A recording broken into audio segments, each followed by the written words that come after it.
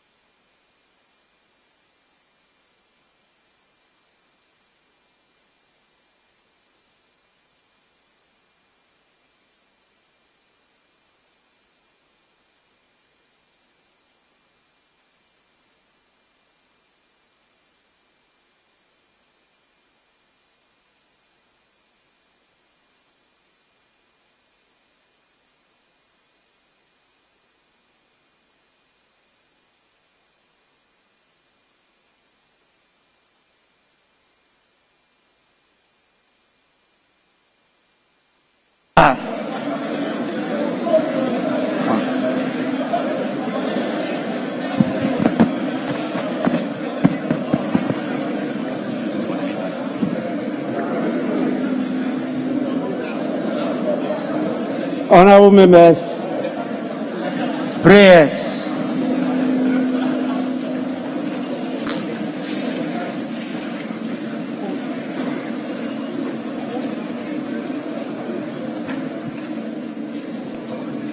Let us pray. Almighty God, we humbly beseech thee to look with favor upon this Parliament of the Republic of Ghana. Grant that it may perform its high duty as in thy sight. Give divine guidance to the President of the Republic. Endow members of Parliament and ministers of state with discernment and vision, integrity and courage, that through the labors of government, this land and people may be well and truly served, and their good purposes for the common human life be realized in our midst. Amen. O God, grant us a vision of our country, fair as it might be, a country of righteousness, where none shall wrong his neighbor, a country of plenty, where evil and poverty shall be done away with, a country of brotherhood, where all success shall be founded on service and honor shall be given to the deserving, a country of peace, where government shall rest on the will of the people and the love for the common good. Bless the efforts of those who struggle to make this vision a living reality. Inspire and strengthen our people, that they may give time, thought, and sacrifice to speed the day of the coming beauty of Ghana and Africa. Amen.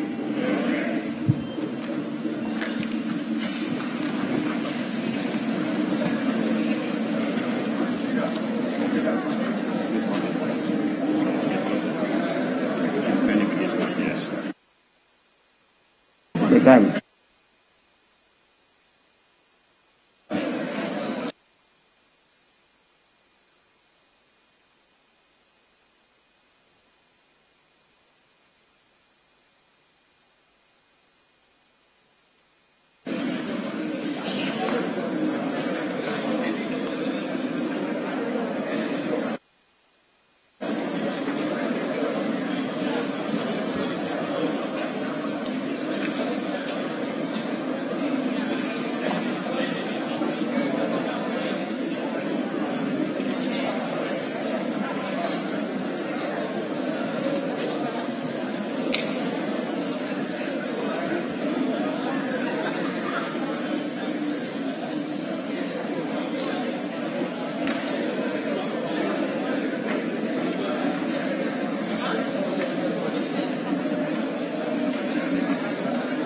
And you keep them.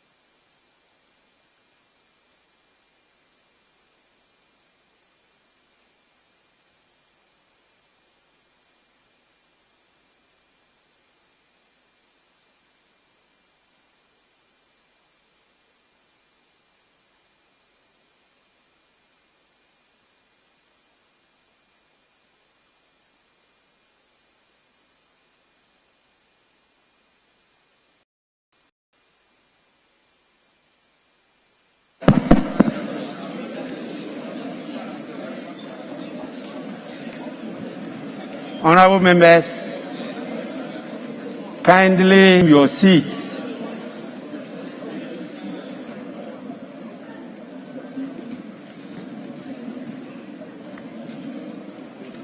may I invite the Honorable Majority Leader and the Honorable Minority Leader to join me to receive His Excellency the President at the Central Lobby.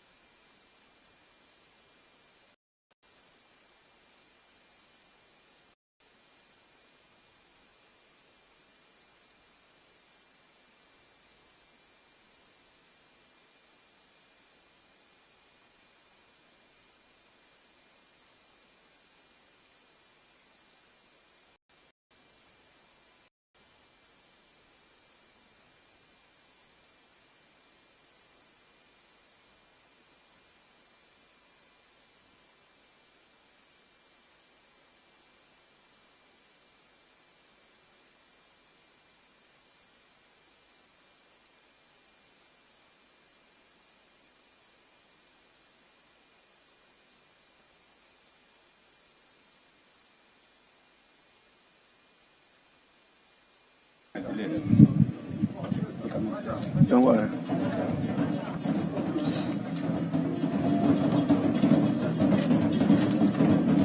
This young man in front.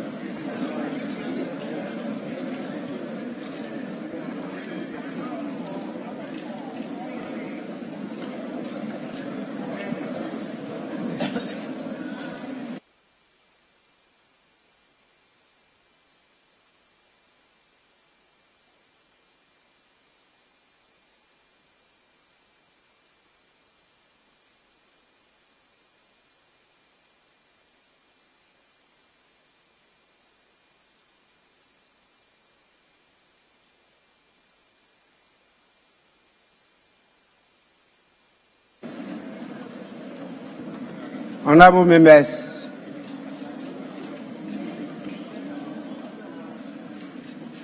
we should have taken correction of the votes and proceedings and official report.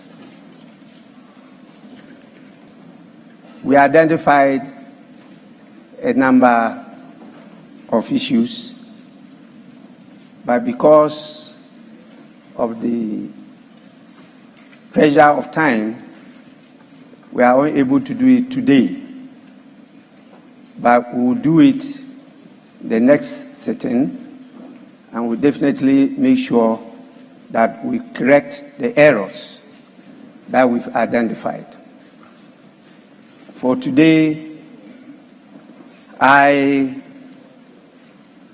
will, on your behalf, say that I'm extremely privileged to have the presence of His Excellency Nana Addo Dankwa Akufo-Addo, President of the Republic of Ghana, and Commander-in-Chief of the Ghana Armed Forces in this chamber. His Excellency the President is here in accordance with Article 67 of the Constitution of the Republic of Ghana to deliver a message on the state of the nation to this honorable House. On behalf of leadership and honorable members of this august House, it is my privilege and singular honor to welcome His Excellency the President of the Republic to the House.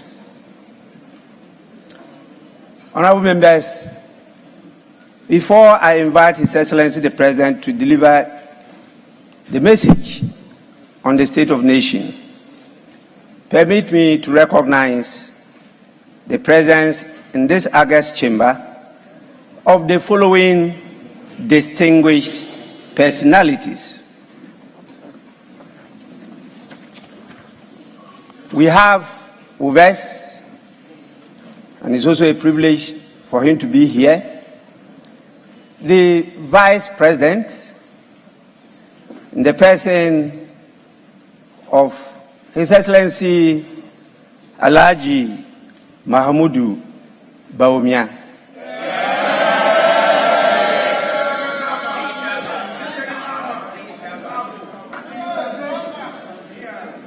We have His Lordship the Chief Justice, the Law Lords, the Chief in charge of all the Law Lords in this country. My Lord Chief Justice Kwasi Enim-Yeboah.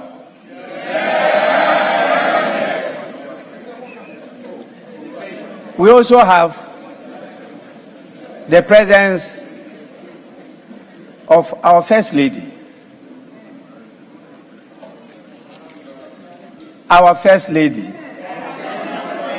Her Excellency Mrs. Rebecca Akufo-Addo. And we have the spouse of His Excellency the Vice President, you know, the person of His Excellency Mrs. Samira Bawumia.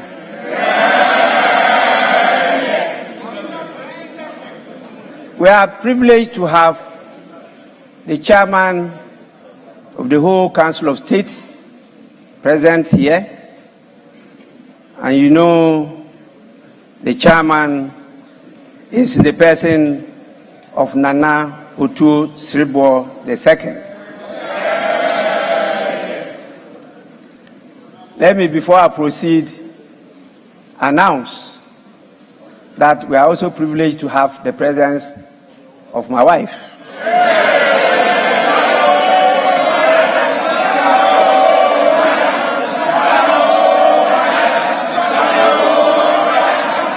The spouse of the Speaker of Parliament. I christened them as the left, right honorable speakers. And she is in the person of Madam Alice Ajua Yunus. Privileged to have the presence of a very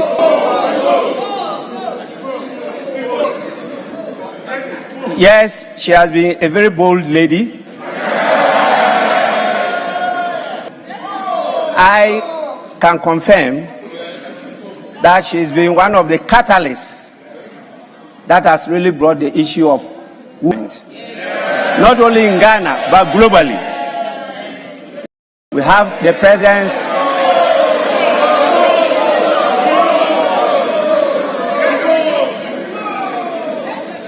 We have the presence of Her Excellency Nana Konadu Adjournment Rawlings. And we have the presence of the chairman of the party in government, the New Patriotic Party, in the presence here.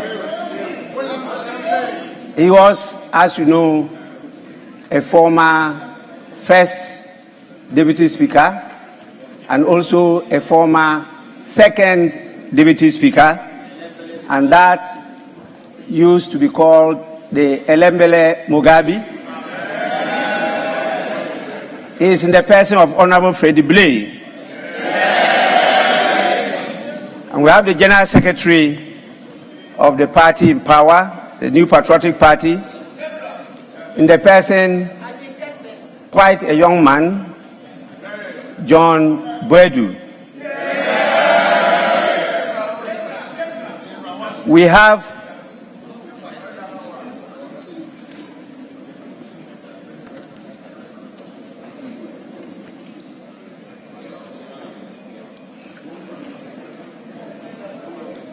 honorable members,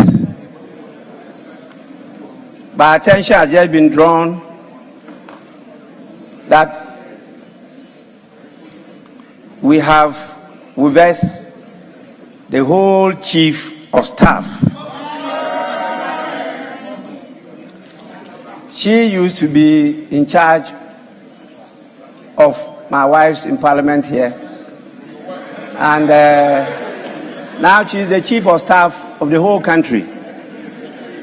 But I still refer to her as my senior wife.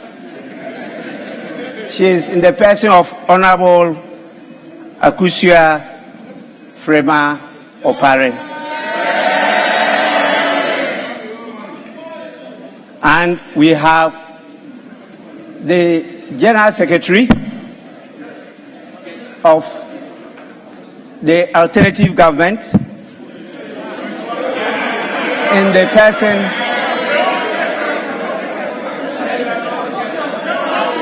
the National Democratic Congress, the General of all generals. He was a member of this House for 3 good terms and a Deputy Minister of State. He's in the person of Honorable Johnson Asiedu Inketia.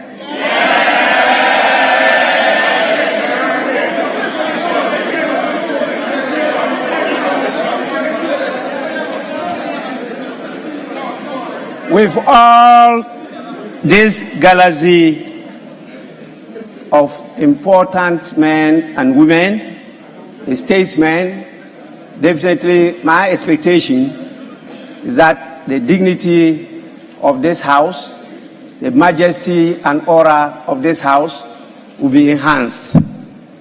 It's with this I now have the greatest pleasure in inviting His Excellency the President to deliver his message. Your Excellency, you may now deliver your message.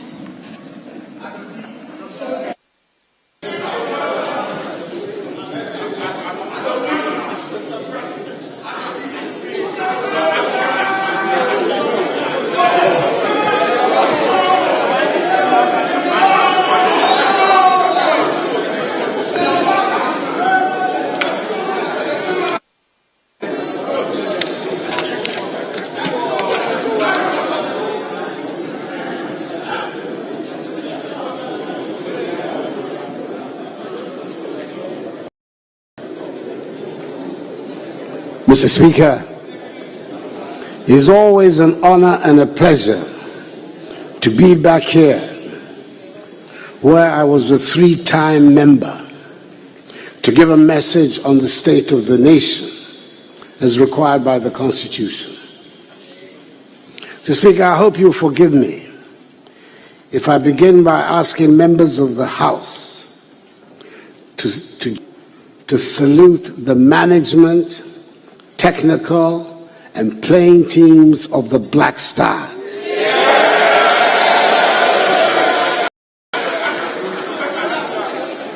who against the odds beat the Super Eagles of Nigeria in Abuja yesterday. Their qualification for the World Cup has brought so much Ghanaians, and we're looking forward to an outstanding performance in Qatar. 3 cheers for the Black Stars.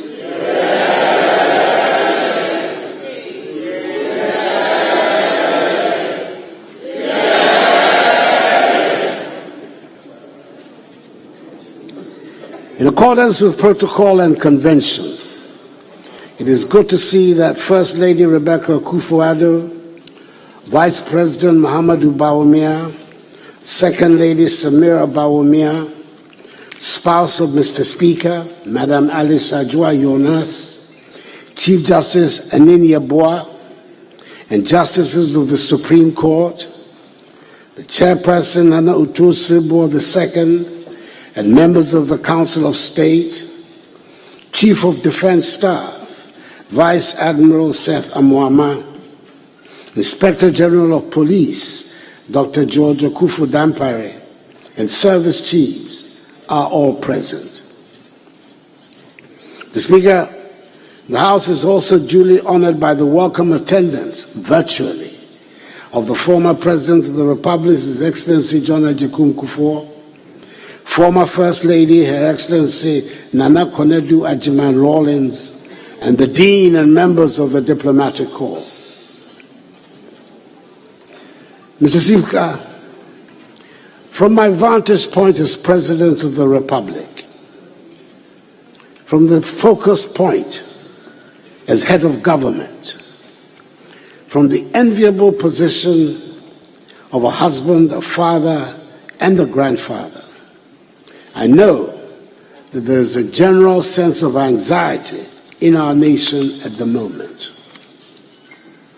The Ghanaian people are anxious about the economy, the cost of living, income levels for young people, and even about issues on which we all thought we had achieved a national consensus. When some amongst us are raising questions about the certainties on which we are building the state, it is not surprising that worries about the stability of the government would become cause for heightened tension in the nation. Mr. Speaker, 2 years ago to the day, we were in the midst of a lockdown in the main metropolitan centers of our country. We were truly in the midst of the unknown. It took a while before it even got a name, but a pandemic it was. And the only certainty about it was that nobody knew very much about it. The scientists, the health experts, and the World Health Organization were all united in their view that the virus would cause a lot of devastation.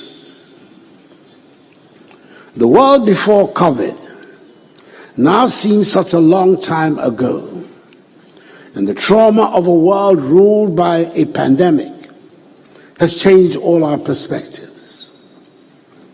Back in March 2020, when the first cases of COVID hit our country, we and the rest of the world were in uncharted territory.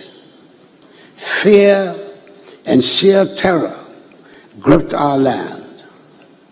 Probably to future generations, it will look quite obvious what should have been done.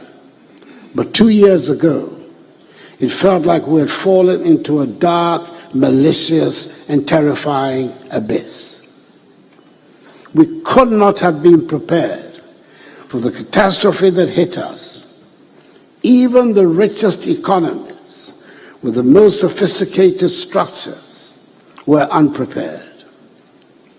Maybe some of us have forgotten what the experts were predicting at the time.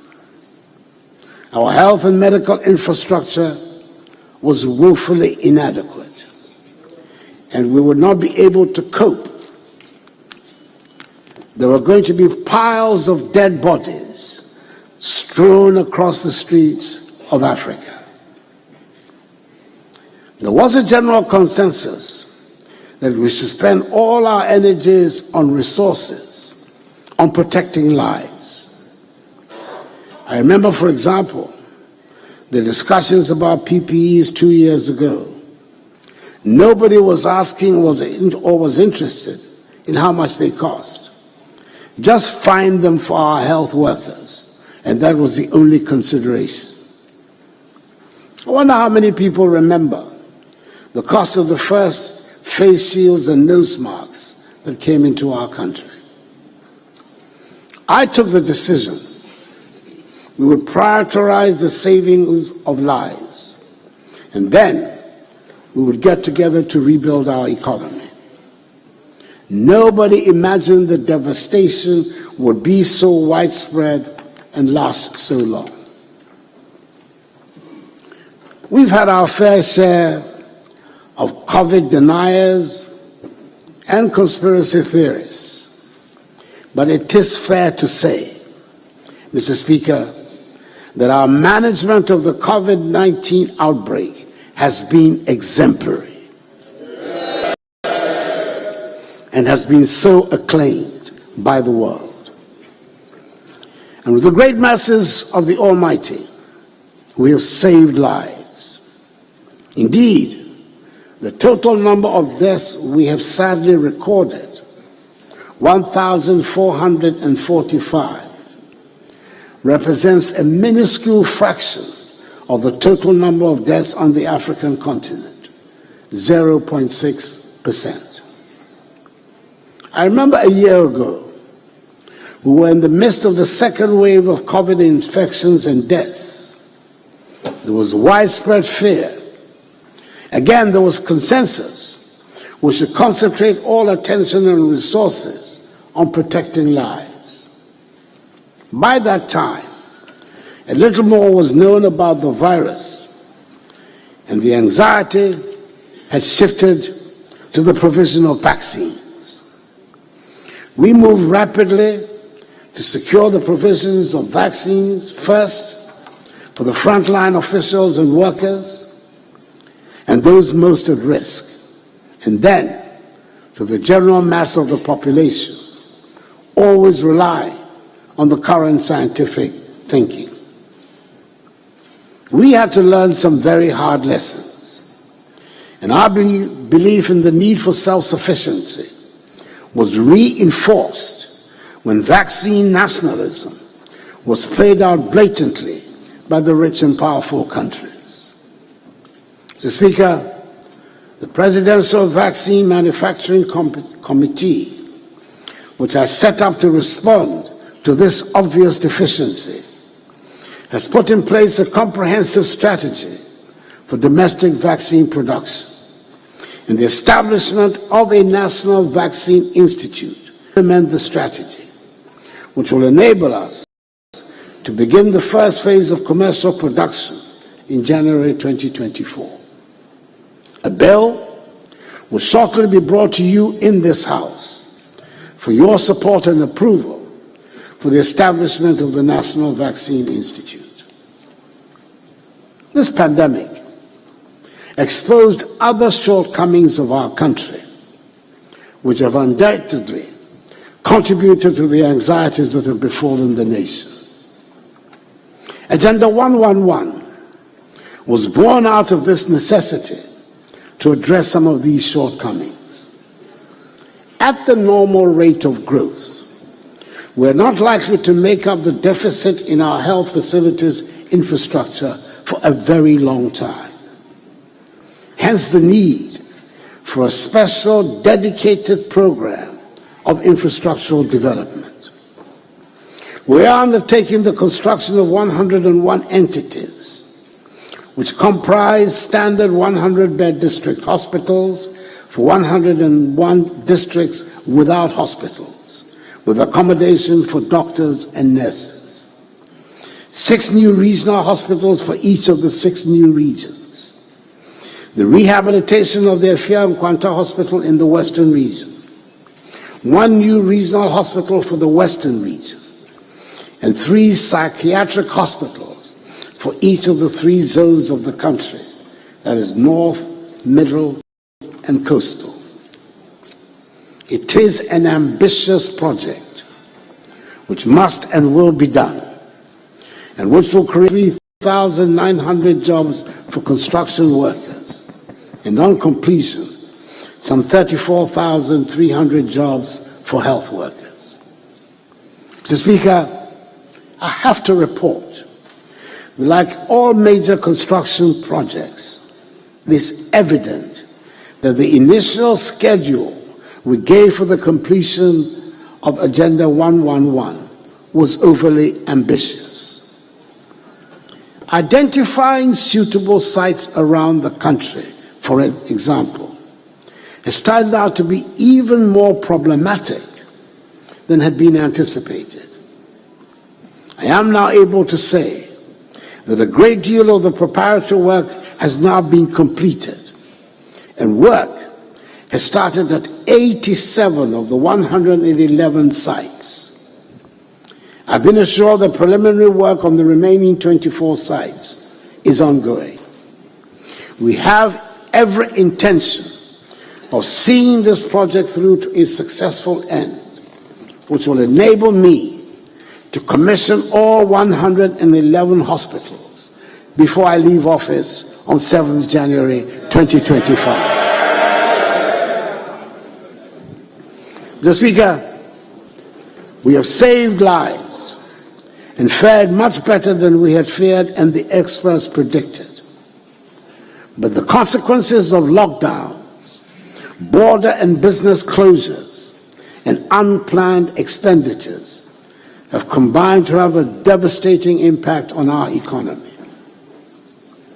The unplanned expenditures included, but were not limited to, the recruitment on a permanent basis of 58,121 healthcare professionals and the payment of extra incentives to our frontline health workers. It took an unbudgeted 1.9 billion cedis to ensure that our children and teaching staff went back and stayed in school safely.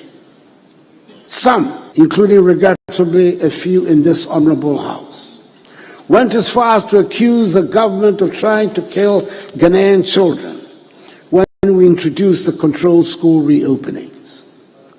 I might add here that in some countries, school closures have lasted for 20 months, and children are only now going back to school.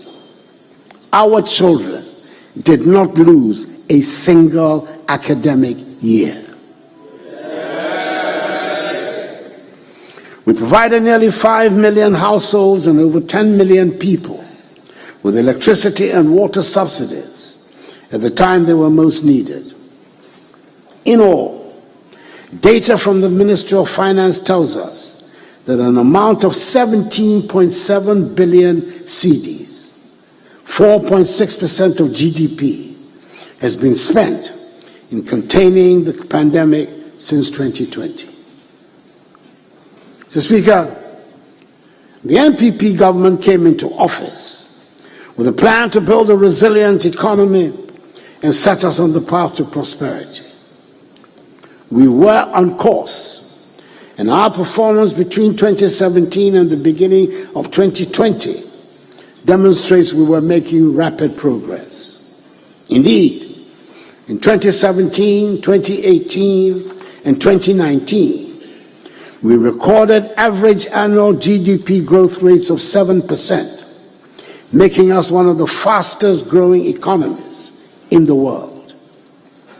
We grew the economy from the cedi equivalent of 54 billion United States dollars at the end of 2016 to the cedi equivalent of 72 billion United States dollars in 2020, a 33% increase. Then COVID arrived.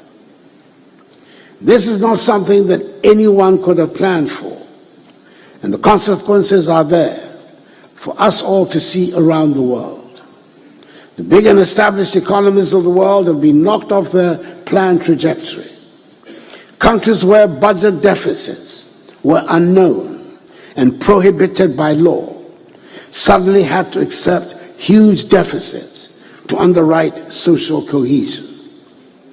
The economic devastation of COVID has since the beginning of this year been further aggravated by the Russian invasion of Ukraine, which has worsened the economic outlook of the entire world. We in Ghana have not escaped this development, and the consequences are being felt in rising living costs at our markets and at fuel stations. The terrible events in Ukraine have a direct impact on our lives here in Ghana. Mr. Speaker, 30% of our wheat flour and fertilizer imports come from Russia. 60% of iron rods and other metal sheets are imported from the Ukraine. And almost 20% of Ghana's manganese is shipped to the Ukraine. The bombs might be dropping on cities half a world away, but they are hitting our pockets here in Ghana. Even so, we have managed to ensure that fuel supplies have not been disrupted, unlike in several other parts of the world. Last week, the Minister for Finance spelled out in country the economic and fiscal difficulties we face, and the raft of measures we're introducing to bring relief and restore us to economic growth. The measures that have been announced by the Minister for Finance are meant to demonstrate that we are aware that we are in difficult times and we are addressing the situation. The belt-tightening measures being set for members of the executive have been elaborated within this context. And I'm hoping that you're going to join us in this undertaking. This government remains alive to its responsibilities to the Ghanaian people. The difficulties of the time notwithstanding, we intend to continue to grow this economy and bring prosperity. That will only happen when we continue to invest in the future. Our children will continue to be educated and be equipped to run a modern and digitalized economy. The free SHS and free TVET are the best vehicles we have devised to take us to the realization of our goal of an educated and skilled workforce. The computerized school placement system is currently ongoing, and the latest batch of JHS students will soon embark on their free SHS and free TVET education. The TVET institutions are being upgraded and equipped to enable them train the increased numbers of children that we want to be attracted to that sector to meet the modern needs of our economy. This year, I'll be commissioning some of the 34 refurbished National Vocational and Technical Institutes, NVTIs, across the country. The refurbishment comprises the construction, rehabilitation and equipment of laboratories, workshops, additional classrooms, hospitals, and administrative offices. Within the next few months, the construction of 5 technical colleges will begin in various parts of the country. 3 technical institutes will be upgraded to tertiary status. The initial phase for the construction of 9 TVET campuses will commence next month in Bosomtwe, Achimewisa, Boakon, Kenyase, Patuda, Dambai, Larabanga, Guabuliga, and Tolibri. These campuses will have academic facilities, workshops, laboratories, hostels, and staff accommodation, and provide access for training. Government is in the process of securing financing for the construction of 5 STEM universities in 5 new regions, that is Western North, Savannah, Northeast, Ahafo, and Uti regions. Steps are being taken to turn the planned Bunso campus of the University of Environment and Sustainable Development into a standalone independent university focused on the study of engineering. Construction of this campus is set to begin within the next 3 months. Mr. Speaker, the risk for our people in the creative arts, fashion, and film industry.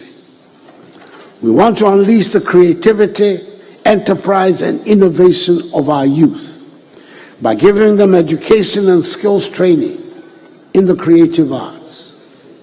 The Creative Arts Senior High School in Kwadaso in Kumasi, whose construction is currently 70% complete, will serve as a beacon for many young and talented people seeking a fulfilling career in this field. Mr. Speaker, I recall with nostalgia the end of year 2019, just before the onset of COVID, when the world came to Ghana in that December to remember. And we were the happy place to be at the end of our year of return. Ghana continues to lead the push for African renaissance through the decade-long Beyond the Return project. The December in Ghana component of this project has positioned Ghana as the destination to visit every December. Last year, the country recorded some 623,523 visitors, up from the 55,108 visitors the year before, signifying a marked rebound of our tourism sector. We should recapture those glorious moments and build on them as we work hard to reclaim what we lost to the COVID years. Government is therefore undertaking a comprehensive renovation and modernization of tourist attractions across the country, such as the Cape Coast and Elmina castles, Kwame Nkrumah Memorial Park, which will enable us to position Ghana as the preferred tourism destination in West Africa.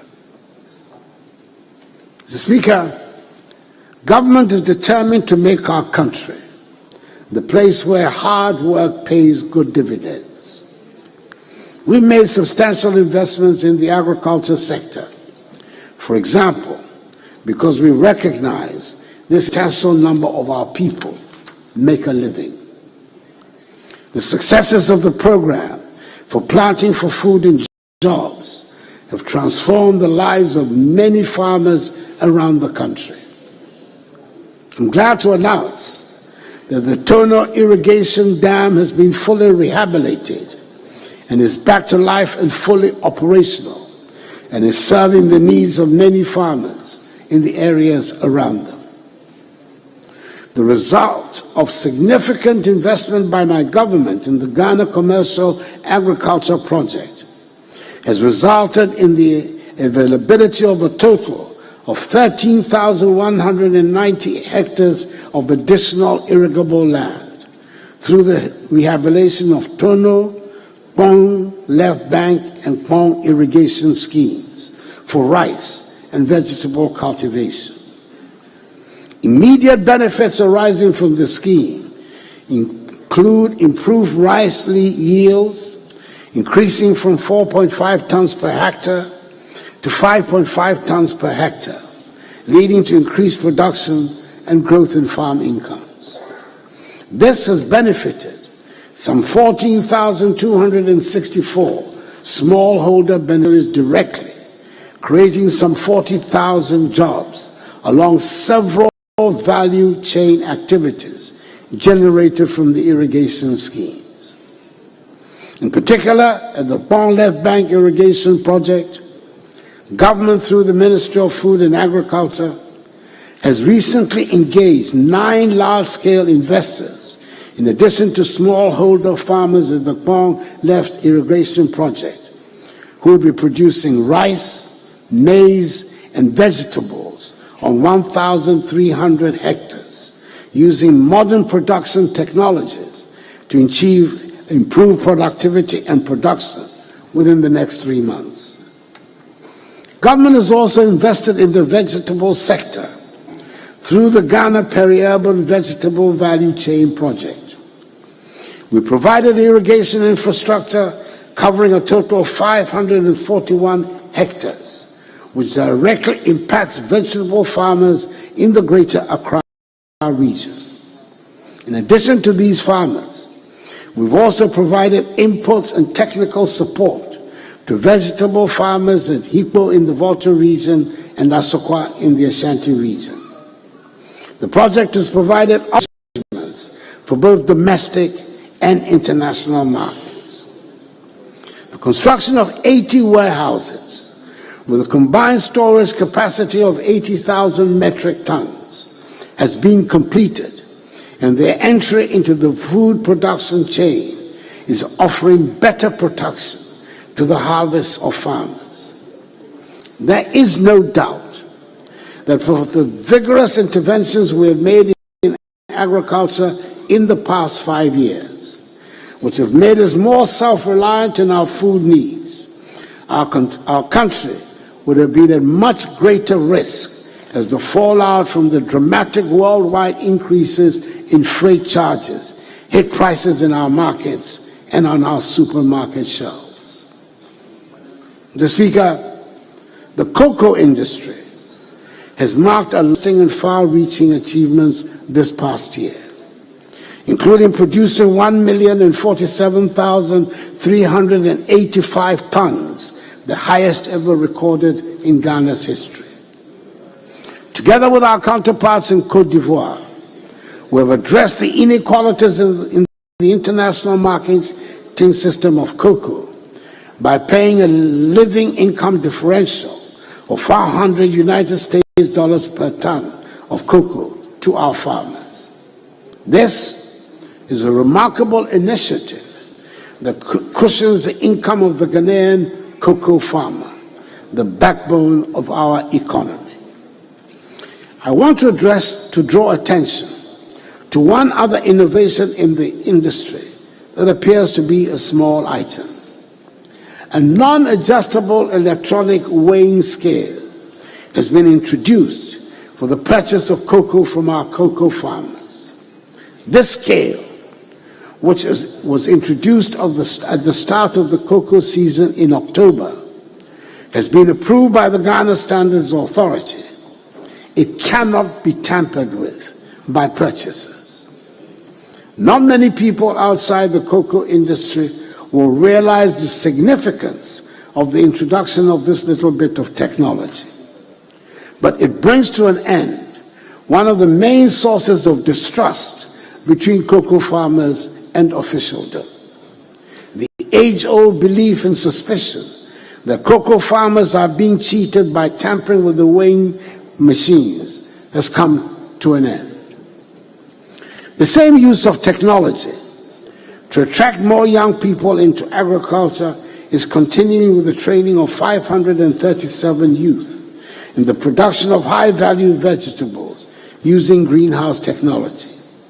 190 of them have been on an 11-month internship in Israel, and they are back with a lot of enthusiasm. We are expecting great things from them. Indeed, Mr. Speaker, we expect things from the greater use of technology and the digitalization of our economy as a whole. I'm happy to report that the National Identification Card, the Ghana Card, has finally been integrated into our everyday lives as a cradle-to-grave necessity. Never again will it be that someone born in this country will live a full life, die and be buried without any record of his or her existence. The operations of the birth and death registry are finally being digitized to make sure the documents issued from that department are accorded the respect they should have.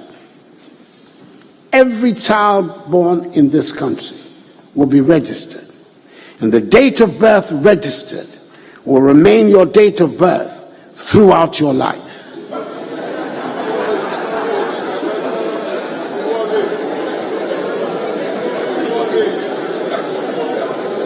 Mr. Speaker, there will be no school age, no football age, no SNIT age, and no official age. When we register for national health insurance, the details of our identification will be the same as the details on a driving license, a passport, and yes, on our tax identification number. Today, we all have addresses at which we can be identified, even if we live, unfortunately for the time being, in a chaos.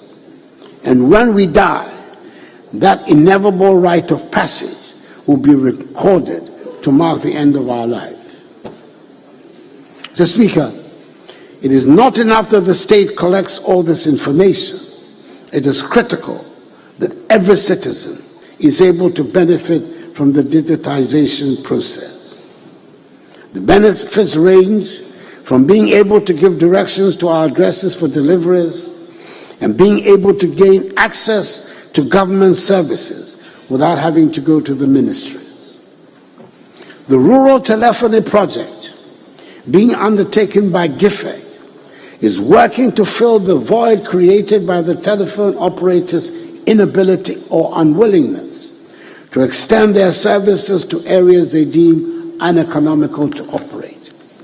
It is important to extend basic telephone, voice, and data connectivity to every part of the country so we leave no one behind. Mr. Speaker, I've spoken on other occasions about the digitization of port operations, or what we now call the paperless port. I'm glad to say that the initial problems have been largely overcome, and we're witnessing the advantages in faster processes at the port and less opportunities for corruption, the reduction of human interface. ICOMS, when it was introduced, provoked a lot of controversy. At the moment, we're seeing the benefits. Indeed, customs revenue prior to the implementation of ICOMS for the period June 19 to May 20 stood at 11.5 billion cedis.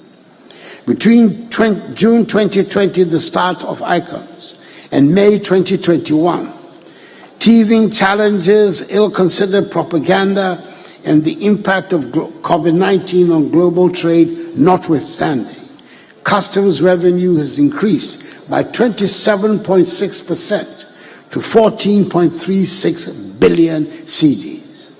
Indeed, customs revenue for 2021 stood at 16.8 billion cedis, as opposed to 20.3 billion cedis in 2019, when ICOMS had not been implemented.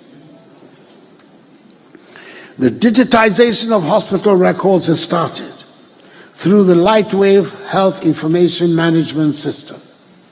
We started with the teaching hospitals, and we plan to work in a phased approach to cover every health facility in Ghana. I'm sure this will be a welcome innovation for all. We have learned the very hard way. The first step to prosperity in Africa is for our countries to trade among each other. It is the reason we campaign for and supported and proudly host the Continental Office of the AFCFTA. Trading under the African Continental Free Trade Agreement officially commenced on 1st January 2021, and Ghana was the first country in Africa to establish custom procedure codes to facilitate trading under the AFCFTA. we've established a national AFCFTA coordination office to facilitate activities. We have high hopes that the AFCFTA office, which we proudly host, will bring urgency to growing trade amongst the African states. Possibly, and probably, the most significant steps towards making this African trade possible was taken in Accra a few weeks ago with the launch of PAPS, the Pan-African Payment and Settlement System. This is a leading-edge technology connecting African banks, payment service providers, and other financial market intermediaries to enable instant and secure payments between African countries. It means a trader in Ghana can order supplies in Kenya with cedis and buy it in Kenyan shillings and not have to go through dollars or euros or pounds sterling. This will simplify the historical complexities and costs of making payments across African borders and provide operational efficiencies to open up vast economic opportunities for all stakeholders. It means we have a simplified process that reduces the costs and complexities of foreign exchange for cross-border transactions between African markets and enables innovation in cross-border trade and access to new African markets. Mr. Speaker, if we campaign so hard for the opening up of trading among African states, we had better have something to sell. I'm glad to report that despite the adverse effects of the COVID-19 pandemic on firm-level production and productivity, as well as the disruption in global supply chains, the manufacturing subsector showed significant recovery last year. Manufacturing recorded an average growth of 7% in the first half of 2021, compared to 0.7% in the corresponding period in 2020 at the beginning of the pandemic. Our flagship One District, One Factory initiative is being implemented with business promoters being empowered and supported to establish new factories or to transform existing manufacturing enterprises to contribute significantly to job creation across the country. Mr. Speaker, through the 1D1F initiative, the Made in Ghana label is being stamped on a wide range of products proudly manufactured in Ghana.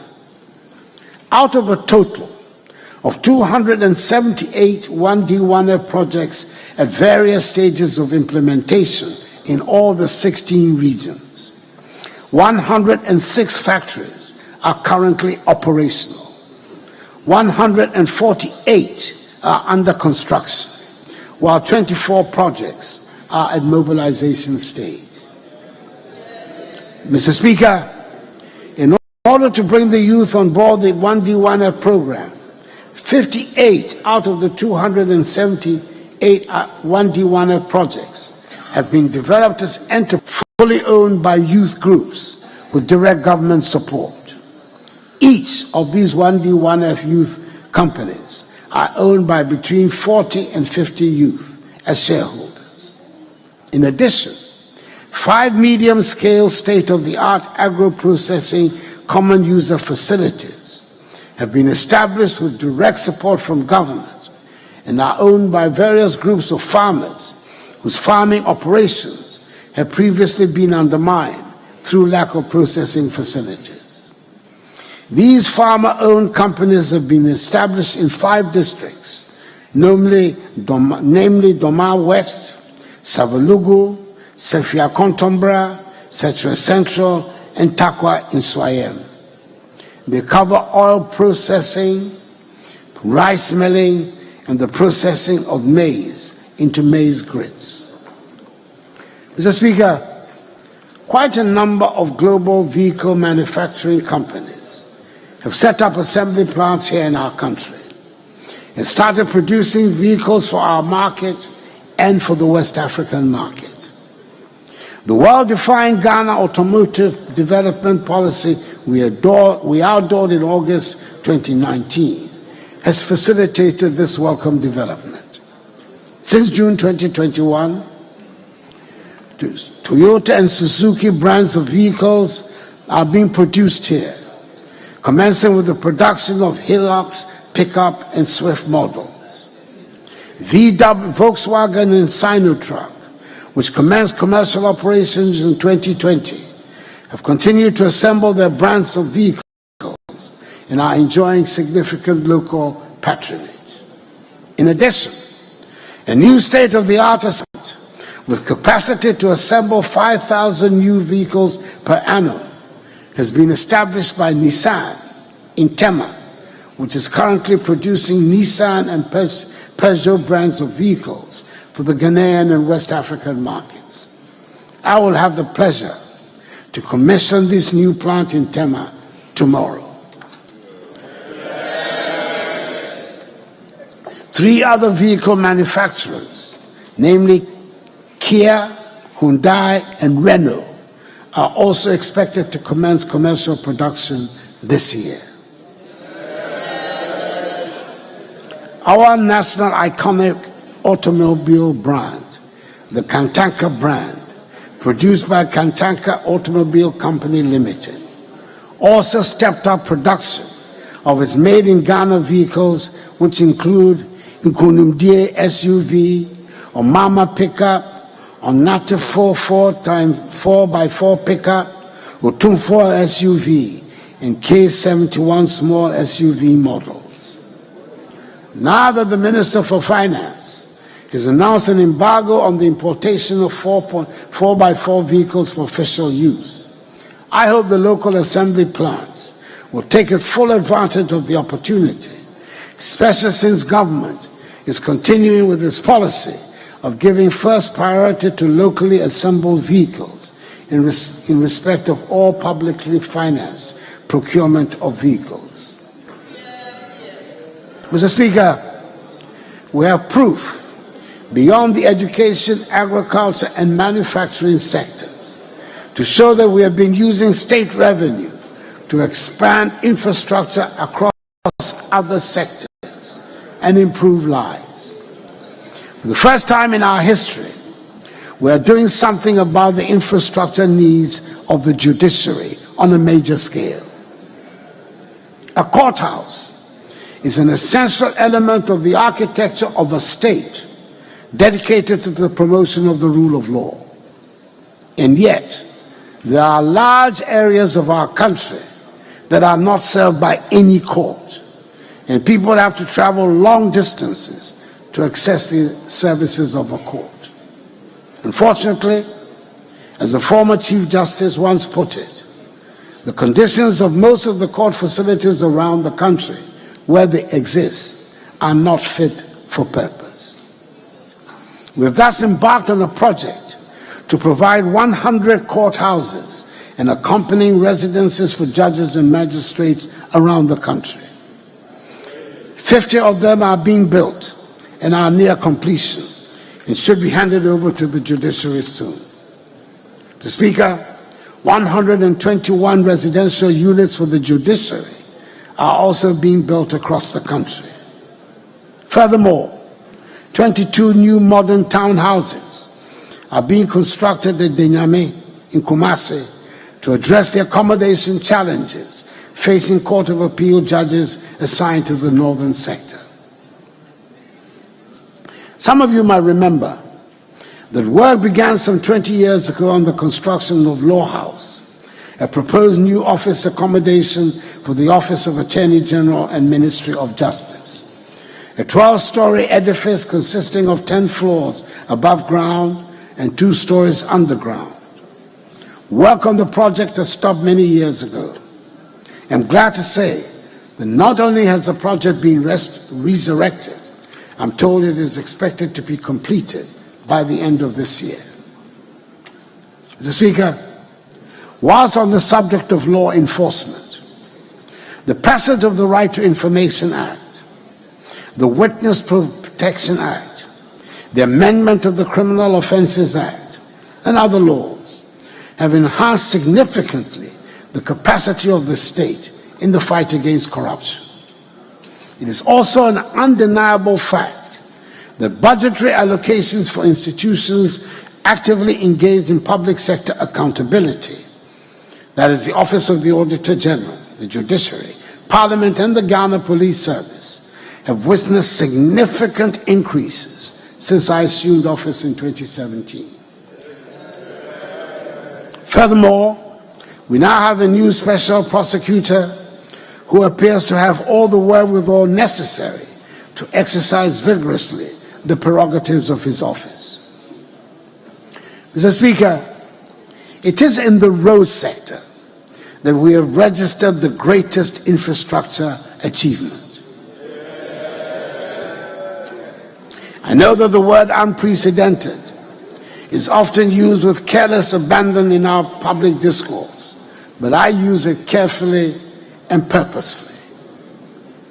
In the 5 years of my government, so far, more roads have been built, improved, and upgraded than at any equivalent period under any government in the history of Ghana.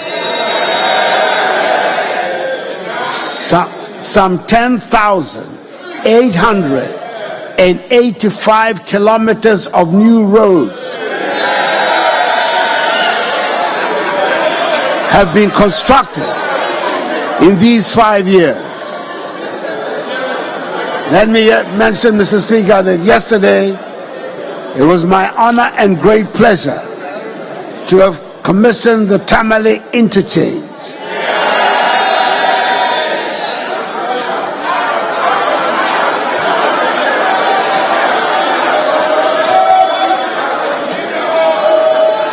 The first such interchange in the northern sector of our country, which the people of Tamale gladly celebrated. I considered it to be a most satisfying birthday present. We intend to continue with the building of roads around the country to accelerate the opening up of our country. Excuse me. Mr. Speaker, we have kept to our promise and kept the lights on in spite of worldwide upheavals in the energy sector and in spite of the huge legacy debts we inherited. We've almost completed the process of restructuring these debts to reduce their crippling effects on our public expenditure. With the introduction of more bulk supply points in areas such as Kasua and Pokuase, power transmission has improved tremendously in the southwestern and northwestern parts of Greater Accra. Power lines are getting upgraded to reduce commercial and technical losses and increase transmission capacity. Under the National Electrification Scheme, a total of 279 communities have been connected to the national grid. This has increased the national electricity access rate from 85.7% in 2020 to 87.3% as of January 2022. 487 more communities are at various stages of connection and completion. We are on course to achieve our ambition of universal access to electricity by the end of my term as the President of this country. The accommodation problems, Mr. Speaker, facing the military have long been matters of national sadness. I'm glad to say that the first stage of the military housing project, dubbed the Barracks Regeneration Project, has started with construction going on at all garrisons across the country. The military academy at Teshi is being modernized, and we're keeping our armed forces retooled and equipped to enable them to live up to their duties. Each of the different branches of the armed forces, the Army, Navy, and Air Force, has received significant financial assistance to upgrade its logistical bases and strengthen its capabilities, and its welfare requirements are being substantially addressed. We're building modernized armed forces with higher numbers of personnel that will be fit to meet the demands of the 21st century. The protection of our borders puts extra burden on the military, especially since there's increased terrorist activity in the region and instability in many of our neighboring countries.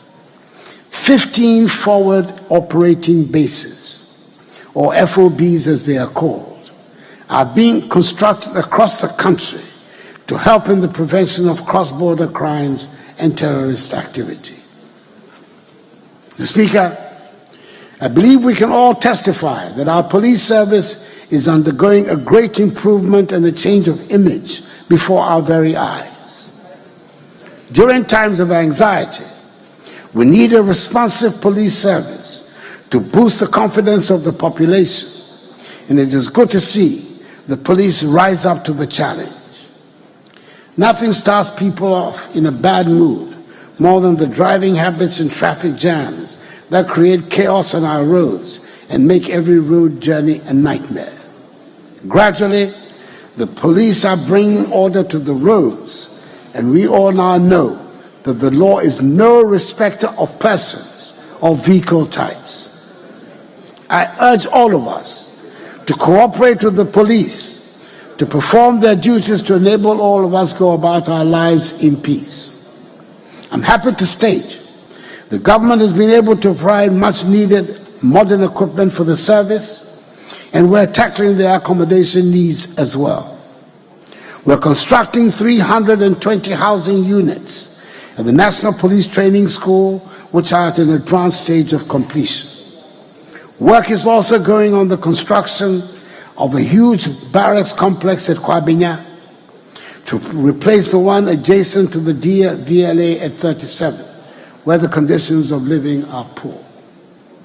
Mr. Speaker, together with the implementation of a number of operational and personal welfare interventions, the morale of police officers has received a considerable boost, and today, public-focused interventions instituted by the Inspector General of Police have resulted in a better police-public relationship.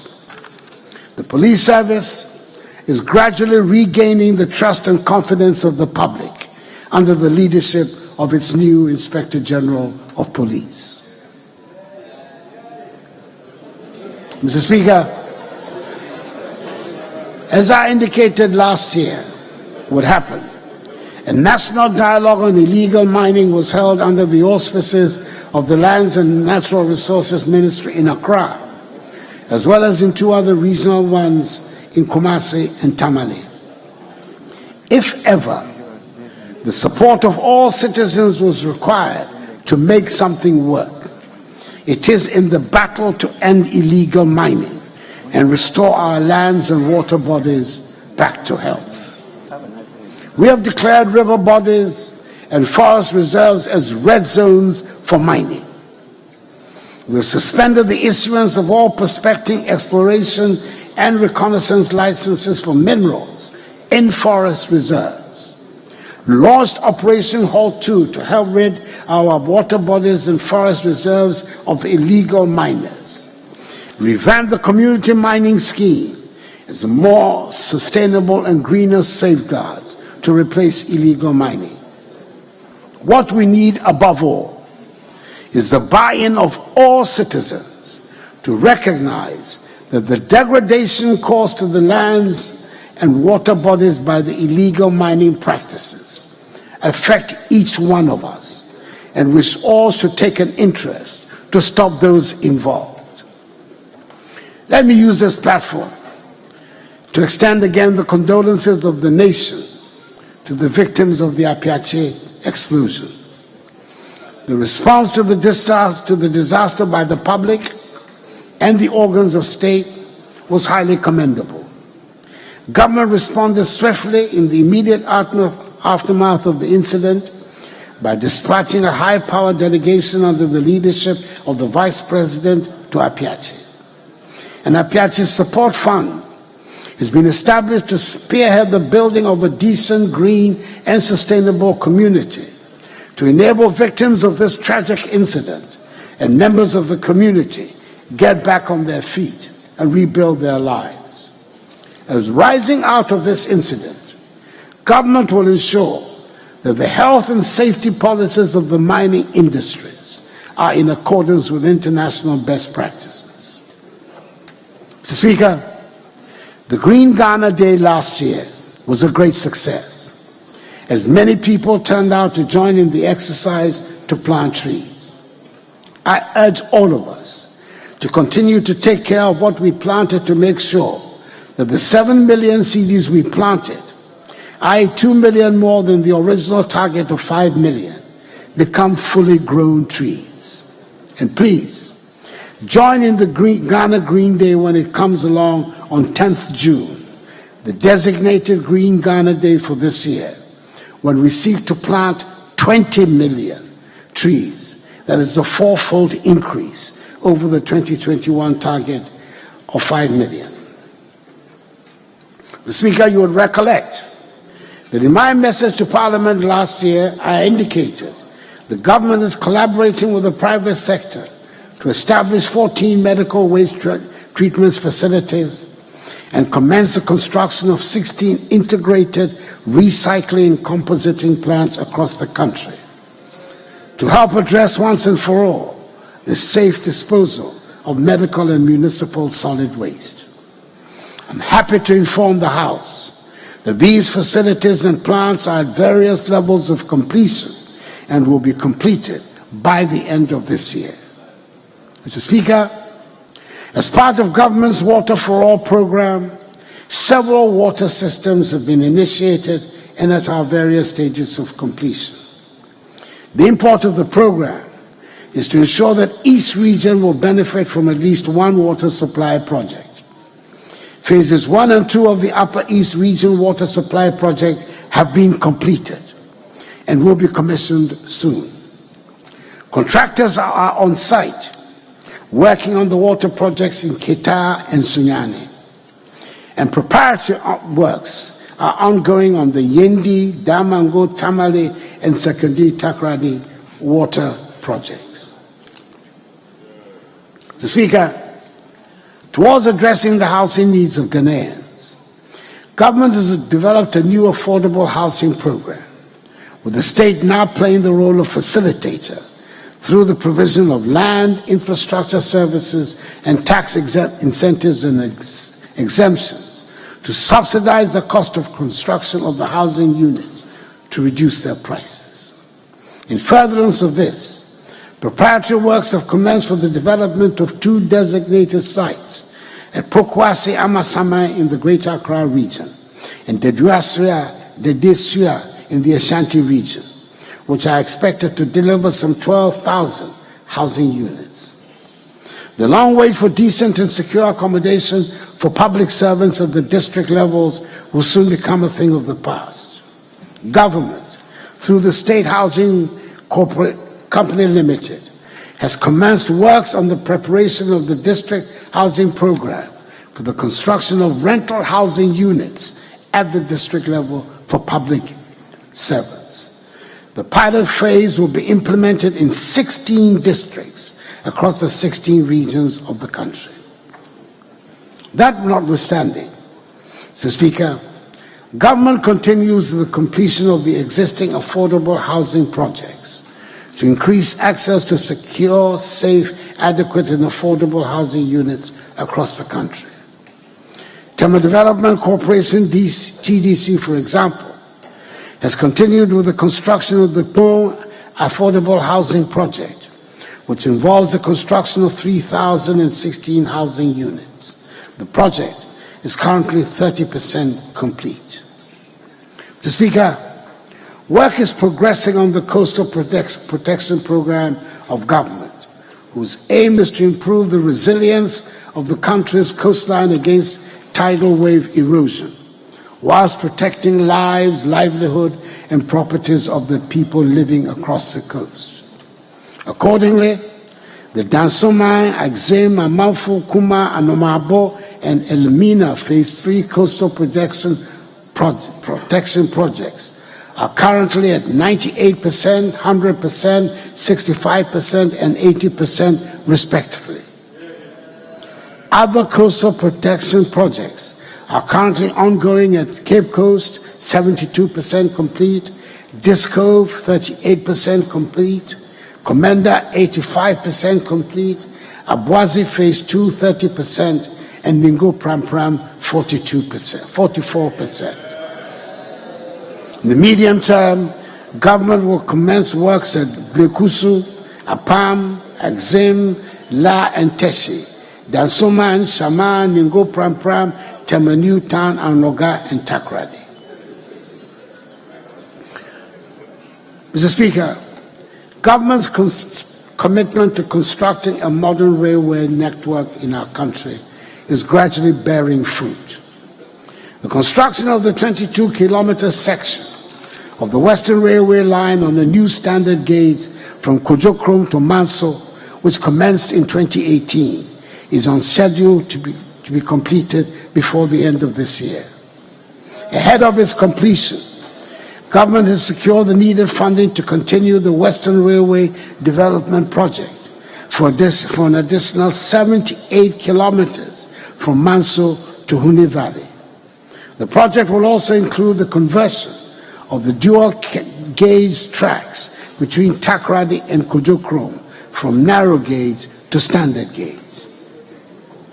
Mr. Speaker, I'm grateful to this House for considering and approving a commercial contract and a facility agreement of some 439 million euros to finance the development of another section of the Western Line from Idiadim to Obuasi, covering a distance of 51 kilometers. A lot more attention will be paid this year towards securing additional resources to complete the development of the Western Line from Awaso to link with the bauxite deposits at Ninehi, which will facilitate the development of the Ghana Integrated Aluminum Development Corporation GIADEC project. Mr. Speaker, potentially one of the most decisive interventions of the 2022 budget has been the Youth Start program, which has been established to encourage the development of entrepreneurship amongst the youth.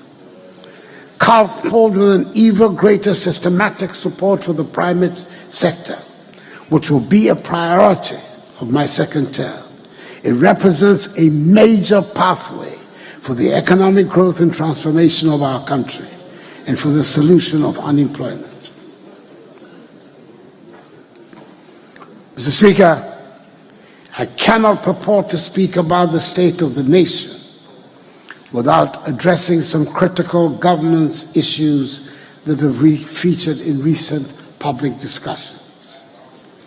Certain elements have attempted to advocate coups d'etats as the answer to the problems of the nation. We came through a long and tortuous journey to arrive at today's consensus on a multi-party democracy. But the last 29 years of our Fourth Republic have shown that this has been the most productive period since our independence. Both the major political parties of the country, the New Patriotic Party, NPP, and the National Democratic Congress, NDC, have made positive contributions to this development. There's work to be done on building our institutions, but our democracy is worth fighting for. It is up to us to find a way to accommodate each other and our differences to make things work for the benefit of the Ghanaian people. Mr. Speaker, it might also be well that coups d'etats have re-entered our discourse because of the turmoil in our neighborhood. The West African region is suddenly back in the international news headlines for all the wrong reasons. We're back again as the region of political instability and the place for coups. Long and bitter experience led ECOWAS to its current stance of zero intolerance for military coups. We in Ghana know the cost of instability. It leads to the exodus of our artisans and professionals and the emptying of teachers from our schools. Speaker, today, at every traffic light junction in our big towns and cities, you can see the results of instability in our neighborhood with the influx of refugees into our country. We should be unapologetic about campaigning for stable democratic governments in our region. We do not want to be an island of peace and stability in a region of turmoil. We do not aspire to be prosperous in the midst of want and poverty. We want a stable and prosperous Ghana in a stable and prosperous region. We should use our chairmanship and membership of ECOWAS, our membership of the African Union, our membership of the Commonwealth, our membership of La Francophonie, and our position as a non-permanent member of the UN Security Council to advance these goals. Mr. Speaker, taking into consideration the fact that COVID infection numbers have fallen dramatically, and on the advice of the National COVID Task Force, I announced on Sunday, 27th March, in the 28th update of the Fellow Ghanaians series, the lifting of most of the restrictions that we have had to endure for the past 2 years. As the health experts have advised, I hope we shall continue with some of the measures, like the washing of hands and the enhanced hygiene protocols that have served us so well, even though they are no longer mandatory. I'm sure we're all very relieved that the wearing of masks is no longer mandatory and we can hug our loved ones.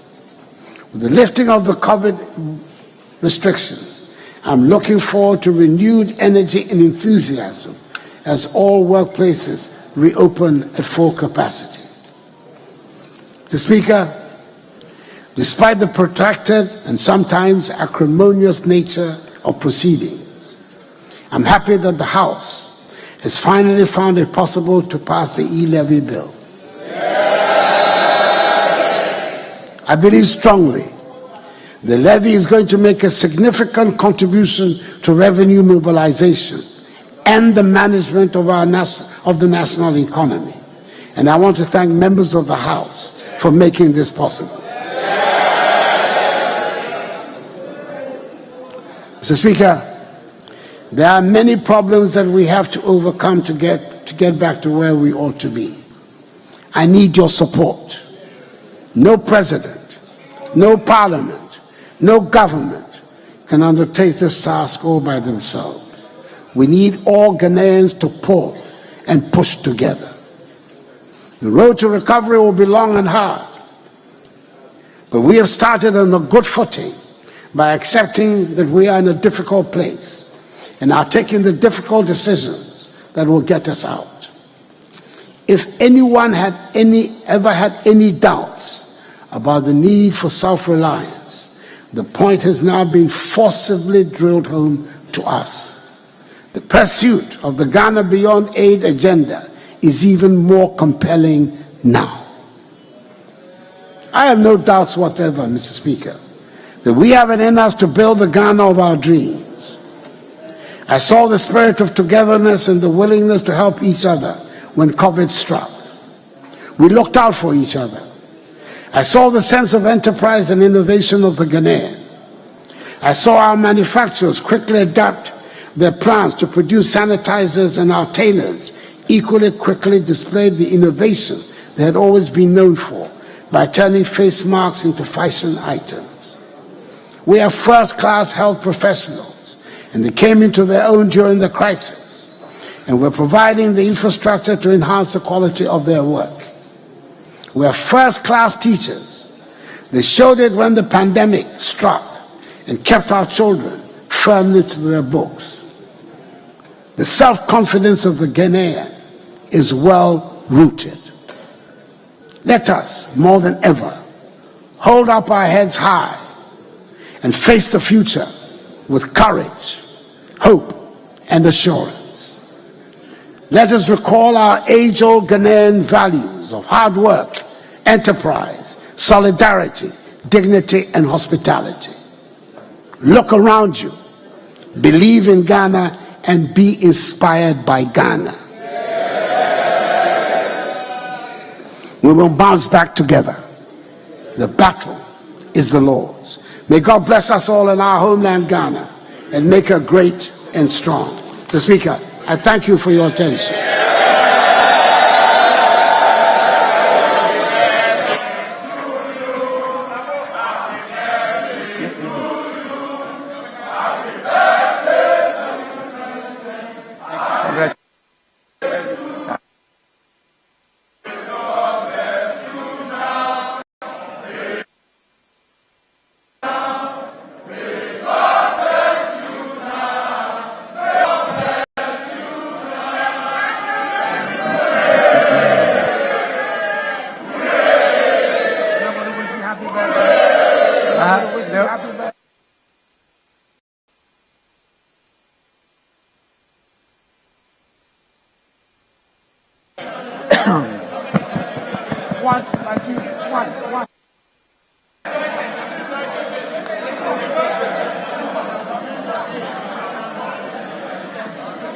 Honorable members,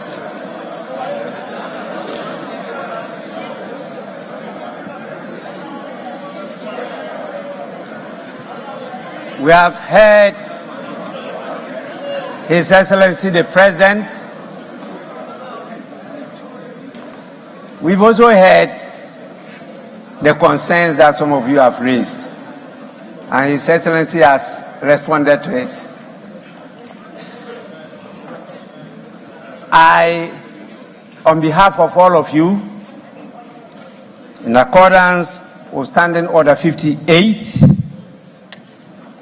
wish to convey to His Excellency the President the gratitude of the House.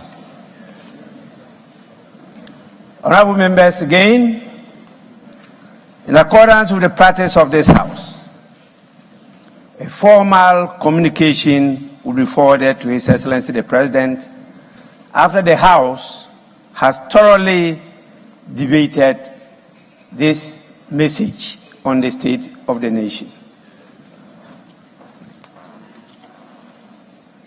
With this, and looking at the time of the day, I want to give the opportunity to the leadership of the House to, if there is any indication of where we proceed from here. In other words, it is still within their ambit to move or not to move for the adjournment of this House. And I will start by giving the opportunity to the Majority Leader. Majority Leader, I talked about adjournment.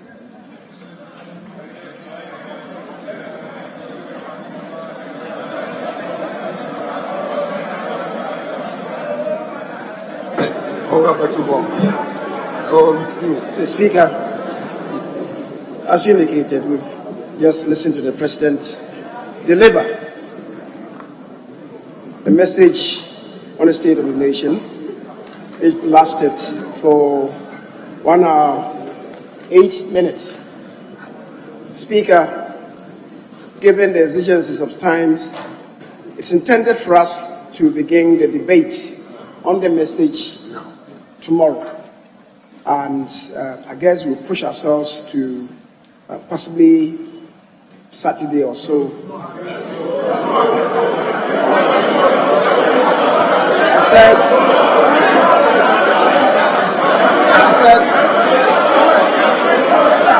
Speaker, I just said Honorable members. possibly. Honorable members. I chose my words advisedly. I said possibly Saturday. Mr. Speaker, if we cannot conclude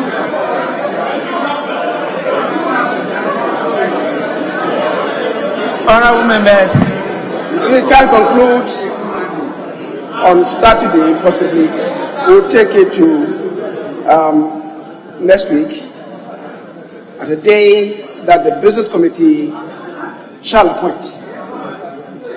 Mr. Speaker, so in that regard, I want to move that this House takes an adjournment to reconvene tomorrow at 10 o'clock. At 10 o'clock in the forenoon. Speaker, I believe, as the President has shared with us, we stand united and in a very transparent reconciliatory. And the Speaker, very transparent and in a patriotic manner debate the statement and move forward as a nation. Mr. Speaker, I thank you and I so move. Just a second. Honorable members, the motion for adjournment has been moved. Any seconder?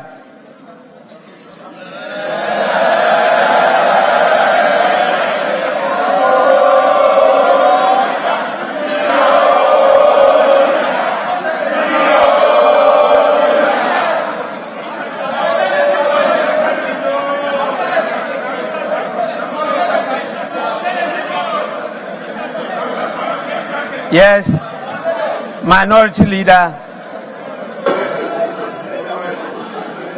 Mr. Speaker, we have heard His Excellency President Nana Addo Dankwa Akufo-Addo. We expected him to deliver the true state of the nation address, which will reflect the growing hardships and suffering of the Ghanaian people.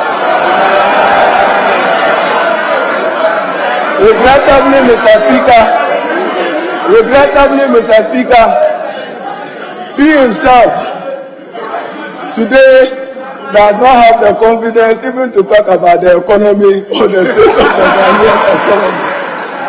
He is continuing with his promises and slogans. But, Mr. Speaker, a constitutional imperative. We are prepared and ready to debate them and to prove a credible alternative led by John Dramani Mahama from we will. So, Mr. Speaker, so with the present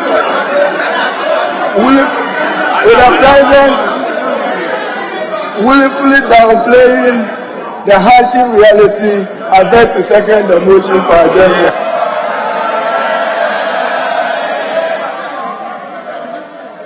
Honorable members. Honorable members.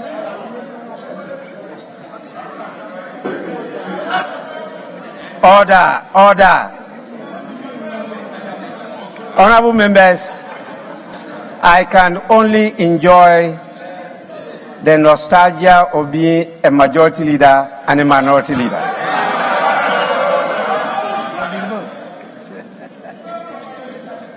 I enjoy the privileges of both. With this, I put the question. Those in favor of adjournment, say aye. Those against, say no.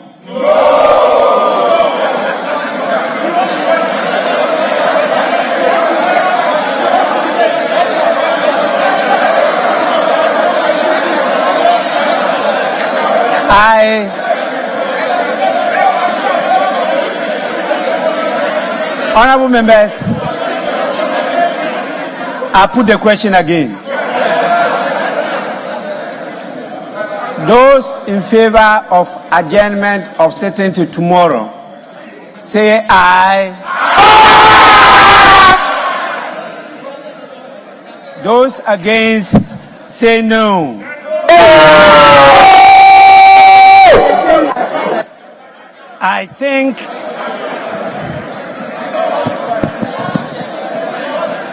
I think the ayes have it.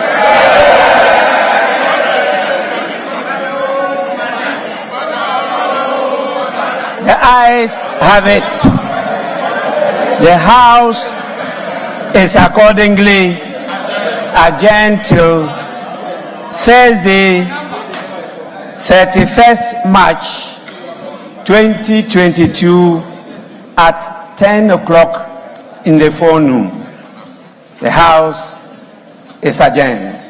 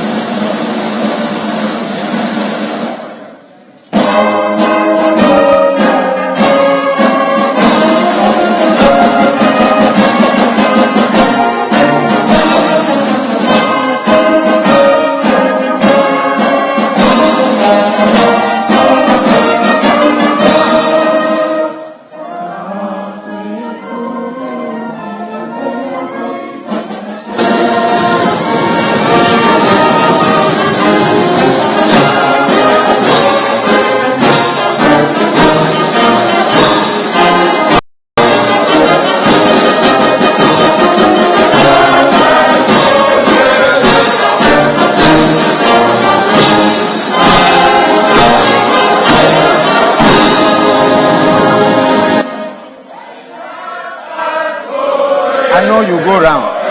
Yes,